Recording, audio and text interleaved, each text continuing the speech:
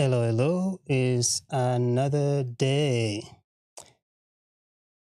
Yesterday I discussed about what happens when a lot of us visit home and we come back and things don't go so well. And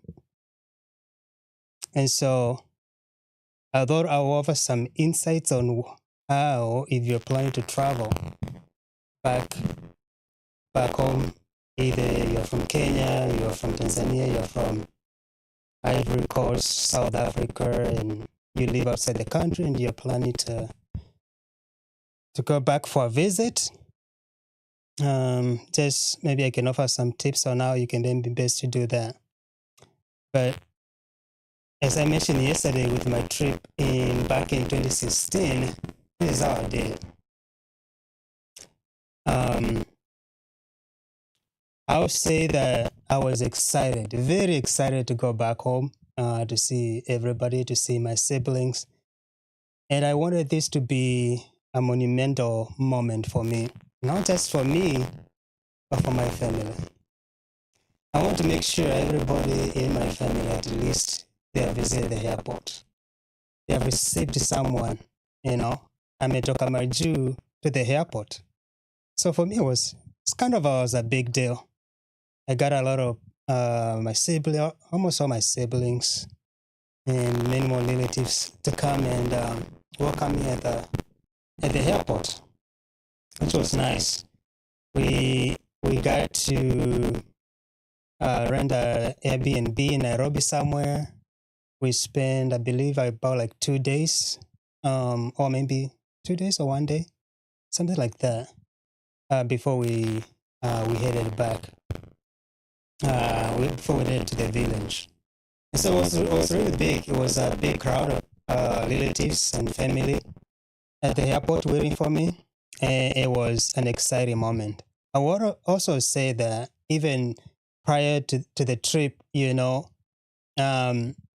want to make sure everybody knows that I'm coming back. So you can imagine the amount of posting on Facebook about my trip. And then on the D-Day when I was traveling, I'm telling you, I was updating every step. I'm at the airport, GR. Oh, I just arrived in Detroit, I'll send a picture of the plane wing taking off or up there in the sky. Then I wasn't doing even social media, so it was just posting. So it was coming from a really, really good place, a really good place. I see that people do that as well, even now. And I think it's something maybe everybody should do once in a while in their lifetime, and especially depending on, their family background, and just giving people, family members, and siblings an opportunity. Because there's a lot of families that have grown up and they have never been to the airport, right? Or even in Nairobi in general. There are families that are like that. So I think it's cool once one of the family members, they have an opportunity, to give them that opportunity to be able at least to know that also Kenya owns some planes, right? See like planes in a close-up. And that was the moment for me. So all of that was coming from from my really, really, really, really good place. So it was just a moment of love, excitement and a sense of belonging. Um, After, being away for such a long time, just being back and being able to hang out in Nairobi for a day or two with my siblings and other relatives, that was really good. And it was like a fun moment. Um, and so don't be surprised if it's your first time, maybe you came here in the United States as a student and you want to go back and you just want, to showcase, who you are and to showcase your trip. It's completely normal. It's completely normal. I've done it and other people have done it. Um, but as I shared yesterday, sometimes, and again, it's not for everybody, but for some people, I have a different experience after that exciting moment, whereby they come back to the United States, or if they're in Dubai or somewhere in Europe, they experience a moment of decline, either in their finances, relationships, and just in different areas that they were thriving before they traveled. And I shared and I said that sometimes we don't know, majority of the people are excited and they are as much excited as you are excited going back. And after being away for such a long time, they are all excited to see you again, right? Face to face, be able to hug, be able to, to chat. So it's a moment that is it's tempting not to deny people that moment. And so I think it's, as I said before, it is okay to be able to do that. But also knowing that the majority of the people are excited to see you back. There's always, you never know. It's possible one or two people may not be as much as excited, for you to be back. Why? Maybe so many reasons. It could be, it could be out of just jealousy or just people feeling like you're progressed more than they have, even though that may not be necessarily true. So there could be like really many reasons. And so out of the experience, my experience, and maybe the other person I said that also experienced the same, it got me thinking, is it worth it? Is it worth it to have a have a have a big crowd, not only like your family, but also the internet family or the internet people, or seeing what you are doing? Or is it good also to have some level of privacy whereby you can just sneak in back into the country where you're from diaspora, without much noise, without much publication? Is there wisdom in that? And I think there is. I think there is wisdom in that. And there's everything has time and place.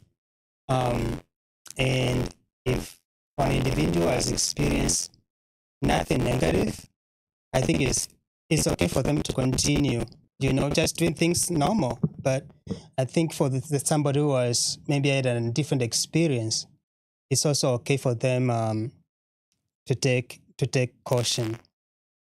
When a lot of times we travel back, we find, people that we used to know, people who went to school together, used to go to church together, and a lot of times we are tempted to think that where we left off is just where we are going to pick up. But the truth is, when people, separate for a period of time, when people are not close for a period of time, people change. You may think they're the same people, but time changes people. And because you can never know how an individual has changed, I think it is wise to be extra caution, kind of take it easy. It's kind of like taking a moment to really learn, is this person the same person I left, or they are different? But even though that is very difficult to do, and especially nobody really opens themselves for who they are. And sometimes even people don't know themselves. So just moving with wisdom, I think there's also um, it's also good to be able to do that. Yes, it's good to be able to invite everybody and to celebrate together, but I think there's also that wisdom to be able to just to be extra cautious. So I can say like silence can be can be some form of measure of of safety. And then when we publish everything about ourselves, especially when we're traveling back, you know, to some extent it does remove a layer of protection in one way or another, because social media exposes exposes whoever is traveling. So with that said, because we still have to you have to still travel back, you still have to go and see people. And either way, even if you don't post on social media, people will still notice that you came back. People will still learn that you came back. Because especially like the word in the village travels like a wildfire. So I was just wondering, what can somebody do to protect themselves from any form of attacks? And as I said yesterday, I highly believe this thing is very spiritual, right? It is very spiritual. And if you're a person of faith, um, you have to. There's a belief in me that I believe the enemy, which is a common enemy, the devil, he has his own engines, who kind of monitor other people, their progress, their plans, and I want to believe there's an element, a degree whereby the enemy cannot know actually what our plans are, what our next move is, unless we speak of it, unless we share, unless we speak it aloud. And therefore, if it's using a particular individual to monitor you, and that means because of us posting, us speaking about our plans and about our traveling plans, yes, it does expose us and leaves us vulnerable to some sort of attack. So, what can you do um, before you go, and especially if you are somebody who believes in the power of God? I think I would say is one of the things you can do is like pray, pray and fast, actually, not just pray, like pray and fast. Take time, I don't know how many days you want to pray or fast, but take time to cover yourself with the blood of Jesus. Take your time to pray and first and ask the Lord to go before you, to cover you, to put you under the shadow of his wings. Take refuge in God, because if you don't, then you are vulnerable to these spiritual attacks. So being able to sincerely take time, you pray and you fast. You tell God what you want. I want protection. I'm going to a place where I may be vulnerable to the attacks of the enemy through witches and sorcerers or sorcery, and even just people using the word of mouth and saying, oh, you are Njeringa, or other words, because the word that comes from the people's mouth is powerful, and it can affect us positively or negatively. So being able to cover yourself against those kind of attacks, I think that should be the first precaution. Take your time, pray, fast, spiritually cover yourself, cover all the grounds that the enemy may be able to use.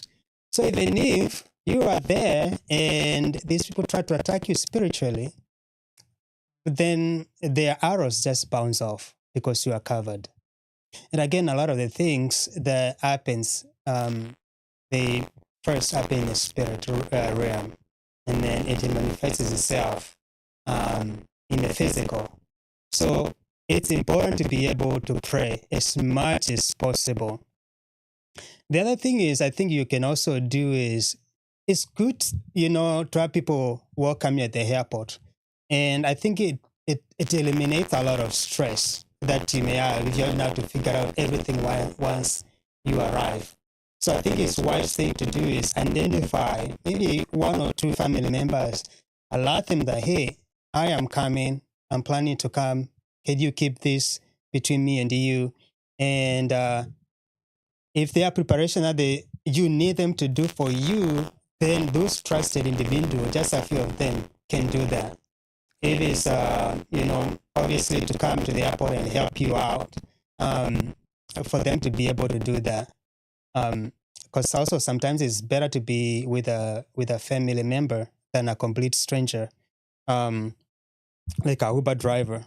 Sometimes it's just wise to be able to communicate just to one or two people that you trust, and then they can help you out. Some people have real experiences, especially when you share too much. I've heard a story of one brother in Christ who got attacked. I can't share their story because they have no permission, but I know they got attacked when they arrived in Kenya because some people got to know that he was coming. When you're coming from abroad, people assume you have a lot of money, or you are coming like you are carrying like valuable things. And so they want. It's possible to get attacked just because they want, to get those things. And sometimes the individual knows they may not necessarily attack you, but they can make arrangement with other crooks to do the dirty deed, and then they share the benefits. So being able to identify just a few people that that you can trust and communicate with them, I think is very, very important.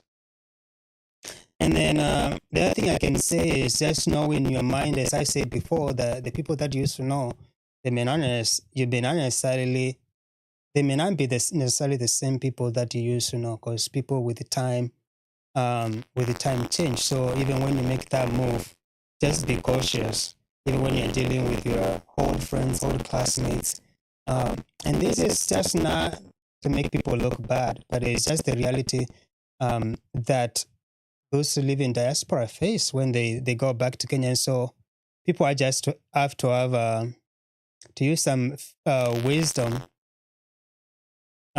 just for their own protection, because it sucks big time when things are difficult while you're in the diaspora, which is even something especially that could have been avoided. And I'm pretty sure even after this, I'll probably hear a lot of stories from individual people. Either a lot of people tend to reach me directly, the people who know me, and you hear a lot of some of these stories. And so so just be extra cautious, especially for the people who come here as students, or your first visit to United States, and after 2 years you are going back. I say those people are the most vulnerable. But the people who have been here for longer, have traveled back and forth to Kenya more often, or more times, more than once or twice, those people are already equipped with the knowledge. They are already equipped with the caution that sometimes is needed when somebody is visiting, is back home. If you have I know my mother used to caution me a lot about this. Be careful, and I never took it serious until it happened to me. So the people who give you counsel and is a wise counsel, like, take it. I'm sharing because I've decided my life can be, a degree of my life I can make it public. In the beginning I never wanted to do that, but we share so that, and the other content creators who also maybe share these stories, we share because we want people not to go through the difficulties that we might have gone through. That's the whole reason we share, is so that you have that knowledge, because once you know, you can know how to best like protect yourself. So Yeah. I guess that comes with just knowing the the emotions that come with traveling home. There's the reality of missing home and also the reality of home. And you could maybe uh, get some of this from what I shared. There's a home that your village, your former teachers, your former whatever and whatever and whatever, how you used to know them. Remember that time maybe haukuwa na kitu. Maybe that time you did have a lot. So maybe there was no need of people maybe kukuwa na wivu. But now we are changed. And so just in general, be cautious when you're planning to travel back home. Somebody alipea an example. And I think I don't know if it was Malcolm X or who it was. Nana aliuliza, if you see alisema, if you see like let's say like 1,000, you know, people, and you know that 900 of them are bad people, and 100 of them are good people. The bad one can harm you badly. And they're coming, all the group of 1,000 are coming towards you. Would you wait? Just because there are 100 there who are good people. And even I'll take it further. I would take it even further and ask if there are 100 people and 99 of them are good people, and there's one bad person in that group, would you say because there are 99 good people, you are not going to fear anything? Or you are still going to take caution because of that one person? And for me, I think it is wise to take caution because that one person can make so much damage that has dire consequences in your life. So I think it is wise to take that caution. So returning home is really a beautiful thing, but let wisdom travel with you. Yeah, really. Let wisdom travel with you. Don't leave your wisdom, back where you are. Make sure you are traveling, but it's a beautiful thing. You get to see family, celebrate with them, but also take caution. Move in wisdom. Not everybody comes smiling to you. They're actually smiling because they are happy. Some people are smiling, but really, they are not happy. Maybe they're coming to do something or to harm you. So just being aware. So also I'll say, that's because I've said all of this. You have to move in love, you have to love people because we are called to love, even to love our enemies. So just because I've shared like be cautious doesn't mean you treat people with disrespect. No, you have to treat people with ultimate respect. If they are good people or they are bad people, you just treat them with love, but also use wisdom. Make sure you pray before you leave during the trip, and even once you arrive home. Don't set prayers aside. Again, you have to keep praying. You have to keep praying. You have to keep protecting yourself and shielding yourself. But it's also okay, not to let anybody know that you are returning home. Just move in silent. You don't owe anybody anyway. You don't owe anybody any explanation. So you can move in silent, and I think that's it's better that way than to risk it, and and later on like suffer consequences. I don't think that is wise at all. So that's what I wanted to add from yesterday's conversation that I brought to all of you. The next thing I'll be addressing probably tomorrow or sometime this week will be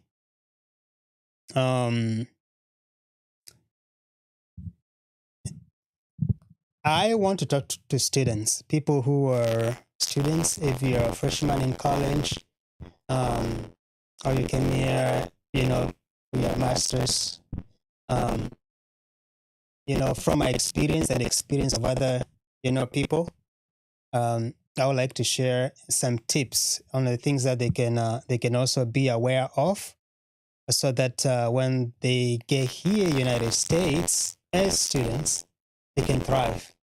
Because it's so easy to come here as well, coming from whatever African country you're coming from, and you struggle. You struggle because of different reasons. Um, and that can come from either your academic, international academic advisor, some of them who are well educated and they mean well, but they can also misadvise you. And so I'll be touching that more later this coming week. The importance of also for these students of plugging yourself in a community, because you can learn a lot from their community. It will help you avoid the same mistakes they made. Once they share, you're able to progress sooner or faster than they did or than we did. So that will be my next topic, and I hope the conversation today was shed some light. If you're planning to travel this year for the first time in Kenya, you as an individual, you know your background, you know your family, you know your friends, you know your village where you're coming from, you know the traditions of your family, the traditions of your village. You know if there's witchcraft or there isn't. And so I will urge you, don't take this, lightly. Take it seriously, because there's so many stories. I hope I can bring some of this. I've known of a person who tried to bring their lover to America, and they processed everything, all the paperwork, and when it was not long, it was again, it would have been like a short period before they come here, and that person was not able to make it here. Why? Because of witchcraft. So these things happen. They happen. So just because we are believers, we are Christians, we cannot ignore the reality on the ground. And I believe there is a scripture that's kind of maybe can summarize this. The conversation of today, because I think it is important. Let me find it here. I believe it's Ephesians 6.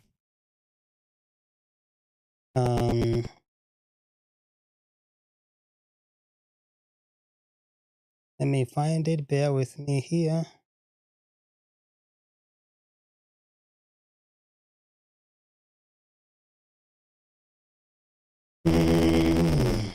Yeah, should be Ephesians 6. Yes, which it says Ephesians 6:12. For we wrestle not against flesh and blood, but against the principalities, against powers, against the rulers of the darkness of this world, and against spiritual wickedness in high places. So yeah, I think that's a good place to end. Everything is spiritual, and so we also have to take our fight to that high. You pray, you fast before you make that trip. I hope you found this helpful, and I hope somebody finds this helpful. Again, as I said yesterday, TikTok, I'm no longer on TikTok, but I am on App Scrolled. It's a new app that is less censored, and that is also respects the privacy of individuals. It doesn't collect your social security number, nor does it does not collect like really, really private information. It's not tracking you everywhere you go. At least that's what the app says. But TikTok, the USA TikTok it's a whole different animal at the moment. So If you have app scrolled, please follow Msafiri Podcast. If you don't have it, consider downloading the app and follow. Is a fun app to use. I'm still learning how to use it, but so far I like it, and should start posting soon. Also, subscribe to the channel, YouTube Msafiri Podcast. You can also find me on Instagram. Yeah, on Instagram as well. Rumble. And hopefully I'll be able to post it also in other social medias. And it's specifically like podcasts, like Spotify. I've not been doing that, but something that I need to do. But that is it for today. I hope you find this helpful. And until next time, yeah, be blessed. Bye bye.